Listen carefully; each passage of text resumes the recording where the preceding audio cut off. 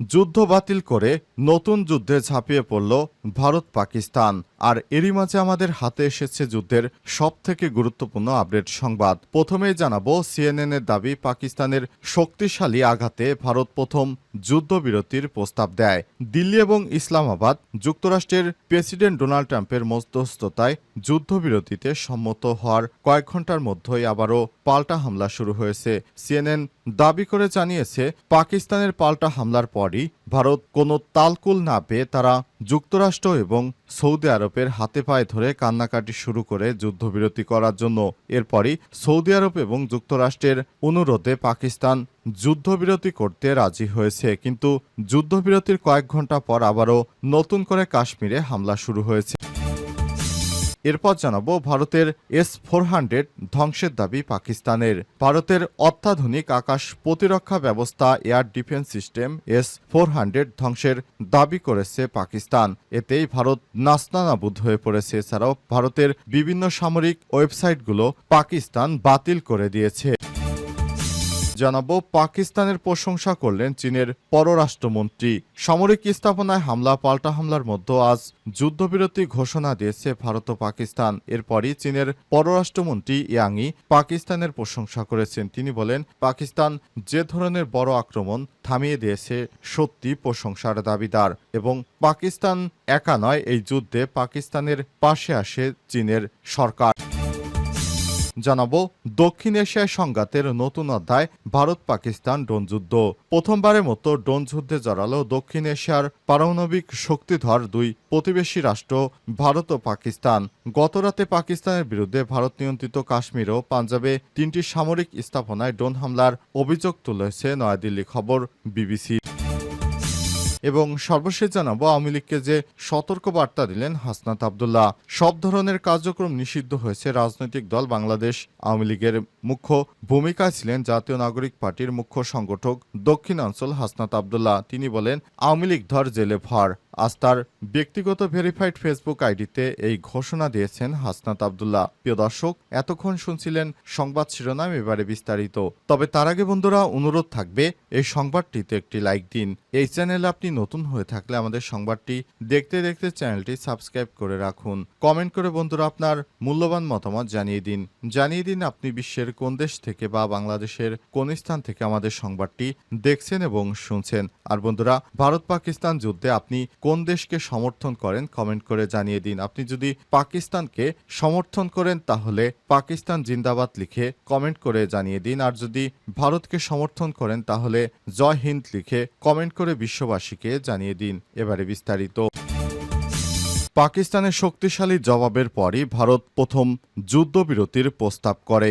দিল্লি এবং ইসলামাবাদ যুক্তরাষ্ট্রের president Donald ট্রাম্পের মধ্যস্থতায় যুদ্ধবিরতিতে সম্মত হওয়ার কয়েক ঘন্টার মধ্যেই আবারও তাদের মধ্যে পাল্টা আক্রমণ শুরু হয়েছে। এরই মধ্যে সিএনএনের সাংবাদিক নিং রবার্টস জানিয়েছেন, পাকিস্তানি শক্তিশালী পাল্টা আক্রমণ ভারতের অবস্থানকে নাড়িয়ে দেয়, যার ফলে ভারত দ্রুত যুক্তরাষ্ট্রের মধ্যস্থতা কামনা করে। সিএনএনের দেয়া এক সাক্ষাৎকারে নিক রবার্টস বলেছেন, ভারত যখন পাকিস্তানে 3টি বিমান ঘাঁটিতে হামলা চালায় তখন পাকিস্তান প্রবল ও লাগাতার মিসাইল ও রকেট দিয়ে হামলা চালায় ভারতের বিভিন্ন সামরিক স্থাপনায়। বিমান ঘাঁটি এবং অস্ত্রগুদাম লক্ষ্য করে এতে ভারত চরম বিপাকে পড়ে যায়। তারা বুঝতে পারেনি কি ঘটতে চলেছে। এরপর তারা কোনো উপায়ন্ত না দেখে যুক্তরাষ্ট্র ও সৌদির হাতে পায়ে ধরা শুরু করে। দুই দেশের মধ্যে চলমান উত্তেজনা শুরু হয় 7ই মে, যখন ভারত সীমান্ত অতিক্রম করে একটি অপরিচিত হামলা চালায় এবং এতে অন্তত 31 জন নিরীহ বেসামরিক পাকিস্তানি নাগরিক নিহত হন, যাদের মধ্যে শিশুও ছিল।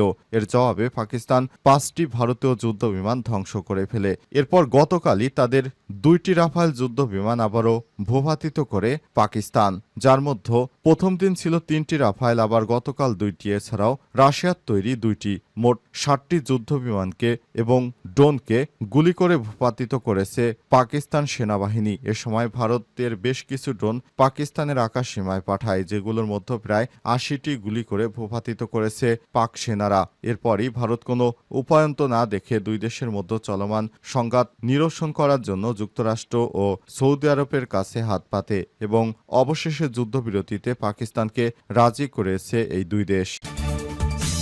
ভারতের S-400 ধ্বংসের দাবি পাকিস্তানের।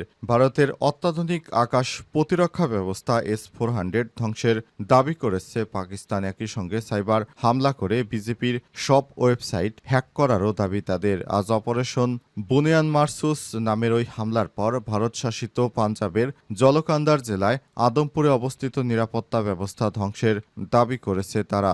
এদিন হামলা শুরুর পর থেকে একের পর এক সাফল্যের দাবি করে আসছে পাকিস্তান। S-400 বিমান প্রতিরক্ষা ব্যবস্থা ভারত কিনেছিল রাশিয়া থেকে। দাম প্রায় $1.5 বিলিয়ন বা বাংলাদেশি টাকায় 1,500 কোটি টাকা। তবে আকাশ প্রতিরক্ষা ব্যবস্থা ধ্বংসের দাবির সত্যতা নিশ্চিত করতে পারেনি বিবিসি। আর এ নিয়ে কোনো মন্তব্য করেনি ভারত। তার মানে ভারত যেহেতু মন্তব্য করেনি, তাদের সেই সিস্টেমটি ধ্বংস হয়ে গেছে। আবার অনেকেই বলছেন আরেকটি S-400 সিস্টেম তারা চিকেন নেগে মোতায়েন করেছে। বাংলাদেশ ও চীনের ভয়ে তারা এই ধরনের পদক্ষেপ নিতে শুরু করেছে। যুক্তরাষ্ট্র জানিয়েছে দুই দেশ যুদ্ধবিরতিতে সম্মত হয়েছে, তবে এখনও দুই দেশের মধ্যে সেই ধরনের কোনো প্রতিক্রিয়া দেখা যাচ্ছে না। দুই রাষ্ট্র যুদ্ধবিরতি ঘোষণা করেছে কিনা সেটি এখনও দেখা সময়ের বিষয়, কারণ যুদ্ধবিরতির পরও দুই দেশের মধ্যে হামলা পাল্টা হামলা চলছে। যে কোনো সময় বড় ধরনের সংঘাত দেখা দিতে পারে। এছাড়াও ভারত যেহেতু সিন্ধুর পানি চুক্তি স্থগিত করে রেখেছে, সুতরাং এই যুদ্ধ আরও দীর্ঘস্থায়ী হওয়ার আশঙ্কা তৈরি হয়েছে। পাকিস্তানের প্রশংসা করলেন চীনের পররাষ্ট্রমন্ত্রী। রিপোর্ট, সামরিক স্থাপনা হামলার পাল্টা হামলার মধ্যে আজ যুদ্ধবিরতির ঘোষণা দিয়েছে ভারত ও পাকিস্তানের পর চীনের পররাষ্ট্রমন্ত্রী ওয়াং ই পাকিস্তানের প্রশংসা করেছেন। ডনের লাইভ প্রতিবেদন অনুসারে ইসলামাবাদের পররাষ্ট্রমন্ত্রী ইসাক দার বলেছেন চীনের পররাষ্ট্রমন্ত্রী এবং ওয়াং ই পাকিস্তানকে সংযম স্বীকার করেছে এবং চ্যালেঞ্জিং পরিস্থিতিতে তাদের দায়িত্বশীল মনোভাবের জন্য প্রশংসা করেছেন। পাকিস্তানের সর্বকালের কৌশলগত সহযোগিতামূলক অংশীদার এবং আয়রন ফেনড হিসেবে চীন পাকিস্তানের সার্বভৌমত্ব, আঞ্চলিক অখণ্ডতা এবং জাতীয় স্বাধীনতা সমুন্নত রাখার ক্ষেত্রে দৃঢ়ভাবে পাশে থাকবে। অর্থাৎ যে কোনো সমস্যার কারণে সবসময় চীন ও পাকিস্তান দুই ভাইয়ের মতো কাজ করবে ভারতের বিরুদ্ধে। এক্স পোস্টে পাকিস্তানের পররাষ্ট্র দপ্তর জানিয়েছে উভয় নেতাই ঘনিষ্ঠ যোগাযোগের গুরুত্বের উপর জোর দিয়েছেন এবং আগামী দিনগুলোতে চলমান সমন্বয় বজায় রাখার বিষয়ে সম্মত হয়েছেন তারা। এর আগে মার্কিন প্রেসিডেন্ট ডোনাল্ড ট্রাম্পের ঘোষণার কিছুক্ষণ পরই ভারত ও পাকিস্তান কর্তৃক যুদ্ধবিরতি ঘোষণা দেওয়ার পর নতুন করে তারা সংঘর্ষে জড়িয়েছে। এরপর পাকিস্তানের পররাষ্ট্রমন্ত্রী ইসাক দার বলেছেন পাকিস্তান ও ভারত তাৎক্ষণিকভাবে যুদ্ধবিরতিতে সম্মত হয়েছে। দিনভর কূটনৈতিক প্রচেষ্টা অব্যাহত ছিল, যার ফলে একটি যুদ্ধবিরতি চুক্তিতে পৌঁছানো সম্ভব হয়েছে। পৃথকভাবে ভারতের পররাষ্ট্রমন্ত্রী এস জয়শঙ্কর এক বিবৃতিতে বলেছেন ভারত ও পাকিস্তান আজ গুলিবর্ষণ এবং সামরিক পদক্ষেপ বন্ধের বিষয়ে একটি সমঝোতায় পৌঁছেছে। আওয়ামী লীগকে যে সতর্ক বার্তা দিলেন হাসনাত আব্দুল্লাহ। সব ধরনের কার্যক্রম নিষিদ্ধ হয়েছে রাজনৈতিক দল বাংলাদেশ আওয়ামী লীগের মুখ্য ভূমিকায় ছিল জাতীয় নাগরিক পার্টির মুখ্য সংগঠক হাসনাত আব্দুল্লাহ। তিনি বলেছেন আওয়ামী লীগ ধর জেলে ভর।